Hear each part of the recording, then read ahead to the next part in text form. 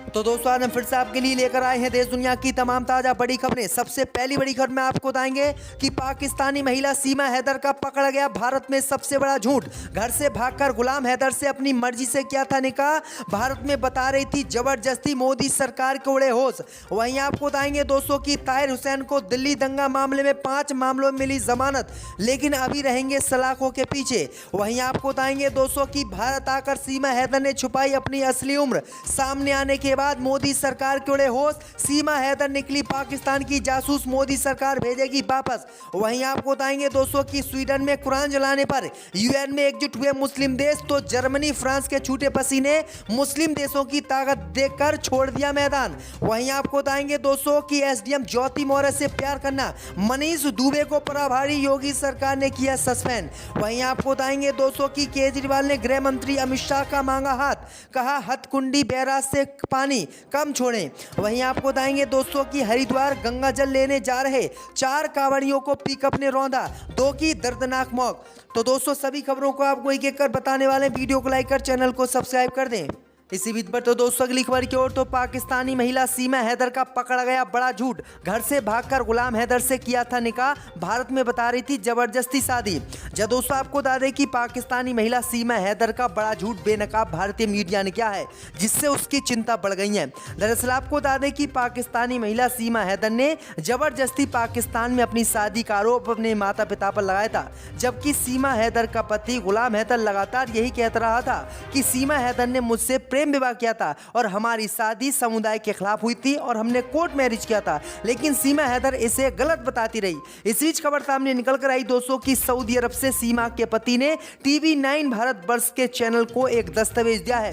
इस दस्तावेज में साफ लिखा हुआ है कि सीमा ने गुलाम हैदर से अपनी मर्जी से घर से भागकर शादी की थी और इसका स्टाम्प उसने सऊदी अरब से भेजा है। वहीं आपको बता दें कि स्टाम्प सऊदी अरब से आने के बाद अब सीमा हैदर की मुश्किलें बढ़ गई हैं। वहीं उत्तर प्रदेश पुलिस सहित केंद्रीय एजेंसियां सीमा हैदर के पास लगातार ग्रेटर नोएडा में पूछताछ के लिए पहुंच गई हैं और आज सुबह से ही उससे पूछताछ की जा रही है। जल्दी सीमा हैदर को जेल में डाला जाएगा, जेल के बाद उसे पाकिस्तान वापस भेजा जाएगा। तो ये बड़ी अपडेट आई दोस्तों की पाकिस्तानी दुल्हनिया झूठी निकली। इसी बीच पर तो दोस्तों अगली खबर की ओर, तो दिल्ली दंगों के मामले में ताहिर हुसैन को 5 मामलों में कोर्ट ने दी जमानत।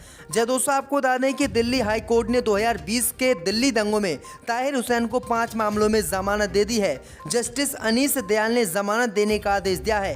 ताहिर हुसैन को दिल्ली दंगों के 5 मामलों में जमानत मिली है, लेकिन वो जेल से बाहर नहीं निकल सकेंगे क्योंकि दिल्ली दंगों की साजिश रचने और दूसरे मामलों में एफआईआर उनके खिलाफ दर्ज है, जिस मामले में वो अभी जेल में बंद हैं। दरअसल आपको बता दें कि 2020 में नागरिकता संशोधन कानून को लेकर दिल्ली में दंगे हुए थे और इन्हीं दंगों में ताहिर हुसैन का नाम आया था और ताहिर हुसैन पर आरोप लगा था कि दिल्ली में जो दंगे हुए हैं वो ताहिर हुसैन ने कराए थे। तो दोस्तों अगली खबर की ओर, तो पाकिस्तानी महिला सीमा हैदर ने छुपाई अपनी असली उम्र, मोदी सरकार के उड़े होश। जब दोस्तों आपको बता दें कि पाकिस्तानी दुल्हनिया सीमा हैदर ने अपनी असली उम्र छुपाई है। उसके इस खुलासे के बाद मोदी सरकार के होश उड़ गए हैं और एजेंसियां भी उसके इस कारनामे से हैरान है। वहीं आपको बता दें कि सुबह से ही भारत की एजेंसियां और उत्तर प्रदेश पुलिस सीमा हैदर से पूछताछ कर रही है। दरअसल आपको बता दें कि सीमा हैदर की उम्र आधार कार्ड में कुछ और है और जो पासपोर्ट बनवाया है उसमें कुछ और है। वहीं आपको बता दें कि दोनों में उम्र का डिफरेंट लगभग 7 से 8 साल दिखाया जा रहा है। दरअसल आपको बता दें कि आधार कार्ड में सीमा हैदर ने अपनी जन्म तिथि 21 जनवरी 2002 बताई है, जबकि बाकम में उसकी माफ कीजिएगा पासपोर्ट में उसकी जन्म तिथि दोस्तों 1995 है। वहीं आपको बता दें कि सीमा हैदर की असली उम्र के सामने आने के बाद भारतीय एजेंसियों के होश उड़ गए हैं और उन्हें अब पूरा सीमा हैदर पर शक हो गया है कि ये पाकिस्तानी एजेंट है और पाकिस्तान के लिए जासूसी करने के लिए भारत आई है। अब सीमा हैदर को आज या कल में गिरफ्तार करके जेल में डाला जा सकता है और इसे पाकिस्तान भेजा जा सकता है। तो ये बड़ी अपडेट आ रही दोस्तों। इसी बीच पर तो दोस्तों अगली खबर की ओर, तो हरिद्वार में गंगा जल लेने जा रहे 4 कांवड़ियों को पिकअप ने रौंदा, 2 की दर्दनाक मौत। जब दोस्तों आपको बता दें कि उत्तर प्रदेश के शामली जिले से दर्दनाक सड़क हादसे का मामला सामने आया है। यहां कैराना कोतवाली क्षेत्र में देर रात पानीपत खटीमा हाईवे मार्ग पर बाइक पर सवार 4 कांवड़ियों के साथ सड़क हादसा हो गया। कांवड़िया एक ही बाइक पर सवार होकर हरिद्वार गंगा जल लेने जा रहे थे। इस बीच कांवड़ियों को किसी अज्ञात गाड़ी ने टक्कर मार दी, जिससे चारों कांवड़ियों में से 2 कांवड़ियों की मौके पर मौत हो गई। बताया जा रहा है कि कांवड़िया रात में हरिद्वार के लिए गंगा का जल लेने के लिए निकले थे। थे। इस बीच उन्हें रात के अंधेरे में पानीपत रोड पर मवी फ्लाईओवर के पास पिकअप ट्रक ने टक्कर मार दी। बताया जा रहा है कि हादसे के बाद पिकअप ट्रक सवार मौके से फरार हो गए। सूचना मिलने पर पुलिस भी मौके पर पहुंची है। तो ये बड़ी अपडेट आ रही है। इसी बीच पर तो दोस्तों अगली खबर की ओर, तो स्वीडन में कुरान जलाए जाने पर यूएन में एकजुट हुए मुस्लिम देश।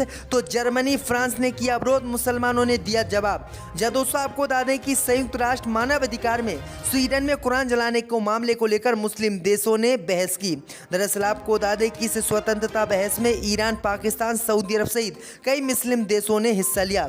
वहीं आपको बता दें कि मुस्लिम देशों ने बहस के दौरान इस घटना को धार्मिक नफरत को बढ़ावा देने वाला बताया और कहा कि अभिव्यक्ति की स्वतंत्रता के नाम पर मुसलमानों की सबसे पवित्र किताब को जलाया जा रहा है, जो कि बिल्कुल ऐसा नहीं होना चाहिए। वहीं आपको बता दें कि प्रस्ताव पर बहस के दौरान मुस्लिम देशों ने स्वीडन में कुरान जलाने की घटना को इस्लामोफोबिया से प्रेरित बताया और इस पर जवाब मांगा। वहीं आपको बता दें कि फ्रांस और जर्मनी ने स्वीडन का साथ दिया, लेकिन मुस्लिम देशों ने इन दोनों देशों को भी पेल दिया और इन दोनों देशों से भी जवाब मांगा। कहा आपके धर्म की किताब अगर मुस्लिम देश जलाएं तो फिर आप क्या करोगे? अगर आप इस तरह से स्वीडन का इस मामले पर साथ दोगे तो जर्मनी, फ्रांस के मुंह भी बंद हो गए। तो ये बड़ी अपडेट आई दोस्तों कि अब यूएन बड़ा एक्शन जो है स्वीडन पर कुरान जलाने को लेकर ले सकता है। इसी बीच पर तो दोस्तों अगली खबर की ओर, तो तेज प्रताप यादव ने भाजपा विधायकों को बताया गुंडा कार्रवाई की मांग की। सदन में तेजस्वी पर फेंकी गई थी कुर्सी। जब दोस्तों आपको बता दें कि बिहार विधानसभा सत्र के दौरान भारी सदन के बीच भाजपा विधायक नीरज कुमार बबलू ने कुर्सी उठाकर तेजस्वी यादव पर चला दी, जिसके बाद सदन की कार्रवाई स्थगित कर दी गई। इस मामले में मंत्री तेज प्रताप यादव गुस्सा हो गए। तेज प्रताप यादव ने हंगामा कर रहे बीजेपी के विधायकों के बारे में कहा कि ये लोग भाजपा के गुंडे हैं और इन लोगों पर कार्रवाई होनी चाहिए। तेज प्रताप यादव ने आगे कहा कि भाजपा विपक्ष में है, सदन में विपक्ष अपनी बात को रखता है, लेकिन बात रखने की एक तरीका होता है। भाजपा के लोग सदन में गुंडागर्दी करते हैं। तेज प्रताप ने कहा कि भाजपा विधायक नीरज कुमार बबलू ने सदन में कुर्सी चलाई है, उन पर कार्रवाई होनी चाहिए। जनता सब देख रही है। भाजपा के लोगों ने अपना असली रूप दिखाया है। 2024 और 2025 में इन लोगों का सफाया हो जाएगा। वर्ष 2024 में भाजपा का सुपड़ा साफ हो जाएगा। प्रधानमंत्री मोदी जी की कुर्सी चली जाएगी और उसके बाद बिहार में भी इनका सुपड़ा साफ हो जाएगा। तो तेजस्वी यादव काफी नाराज बीजेपी पर हुए। इसी बीच पर तो दोस्तों अगली खबर की ओर, तो केजरीवाल ने अमित शाह को पत्र लिखकर मांगी मदद। कहा पानी छोड़ने से पहले हमसे करें संपर्क। जब दोस्तों आपको बता दें कि देश की राजधानी दिल्ली में बाढ़ के संभावित खतरे को देखते हुए दिल्ली के मुख्यमंत्री अरविंद केजरीवाल ने गृह मंत्री अमित शाह का साथ मांगते हुए उन्हें पत्र लिखा है। यमुना के बढ़ते जल स्तर को देखते हुए अरविंद केजरीवाल ने कहा है कि नदी का जल स्तर हरियाणा में स्थित हथनी कुंड बैराज से छोड़े जाने वाले पानी की वजह से लगातार बढ़ रहा है। केजरीवाल ने पत्र में लिखा है कि गृह मंत्री अमित शाह जब भी पानी छोड़ें तो हमसे बातचीत कर लें, क्योंकि दिल्ली में पहले ही पानी ने तहलका मचा रखा है और यहां पर जन सुविधाएं बाधित हो रही है। इसलिए गृह मंत्री अमित शाह हमारा साथ दें और दिल्ली को पानी से निकालें। इसी बीच पर तो दोस्तों अगली खबर की ओर, तो ज्योति मौर्य से अफेयर वाले मनीष दुबे हुए सस्पेंड। कॉल रिकॉर्डिंग के आधार पर योगी सरकार ने की कार्रवाई। जब दोस्तों आपको बता दें कि पीसीएस अधिकारी ज्योति मौर्य के साथ अफेयर को लेकर चर्चा में आए महोबा के होमगार्ड कमांडेंट मनीष दुबे को सस्पेंड उत्तर प्रदेश सरकार ने कर दिया है। उत्तर प्रदेश होमगार्ड के डीजी विजय कुमार ने एसडीएम ज्योति मौर्य मामले पर कहा कि डीआईजी होमगार्ड प्रयागराज ने जांच के बाद सबूत इकट्ठा किए और उसके आधार पर मनीष दुबे को निलंबित करने और उनके खिलाफ विभागीय जांच शुरू करने का आदेश दिया गया है। ज्योति मौर्य के पति आलोक कुमार ने आरोप लगाया था कि पीसीएस बनने के बाद उनकी पत्नी और मनीष दुबे के बीच अफेयर शुरू हो गया। इसी वजह से अब उनकी पत्नी उनके साथ नहीं रहना चाहती है। आलोक ने दोनों पर अपनी हत्या की साजिश रचने का भी आरोप लगाया था और एक रिकॉर्डिंग भी दी थी। उसी रिकॉर्डिंग के आधार पर कार्रवाई हुई है। तो दुबे जी नप गए, इनकी सब अकड़ निकल गई और इन्हें प्यार मोहब्बत करना भारी पड़ गया, क्योंकि कई महिलाओं से पहले भी इन्होंने यही काम किया था। इसी बीच पर तो दोस्तों अगली खबर की ओर, तो मुस्लिम युवक ने दिया हिंदू धर्म अपनाने के लिए डीएम को प्रार्थना पत्र, पत्नी ने बताया ड्रामा।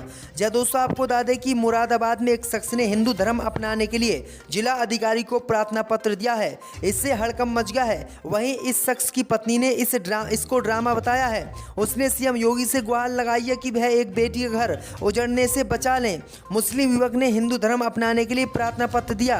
वहीं आपको बता दें कि उनके प्रार्थना पत्र के बाद हिंदूवादी संगठन भी एक्टिव हो गए, क्योंकि प्रार्थना पत्र देने वाला व्यक्ति हिंदू लड़की से शादी कर रहा है। हिंदूवादी संगठनों ने इसे लव जिहाद का मामला बताया है और कहा है कि हिंदू लड़कियों को अपने घर में लाने के लिए मुस्लिम लड़के अब हिंदू धर्म अपनाने का ड्रामा करते हैं। तो ये बड़ी अपडेट आई दोस्तों कि जहाँ उसकी पत्नी इसका विरोध कर रही है, तो पत्नी के साथ साथ हिंदूवादी संगठन भी उसका विरोध कर रहे हैं और इस्लाम धर्म में हिंदू धर्म में आने पर मना कर रहे हैं।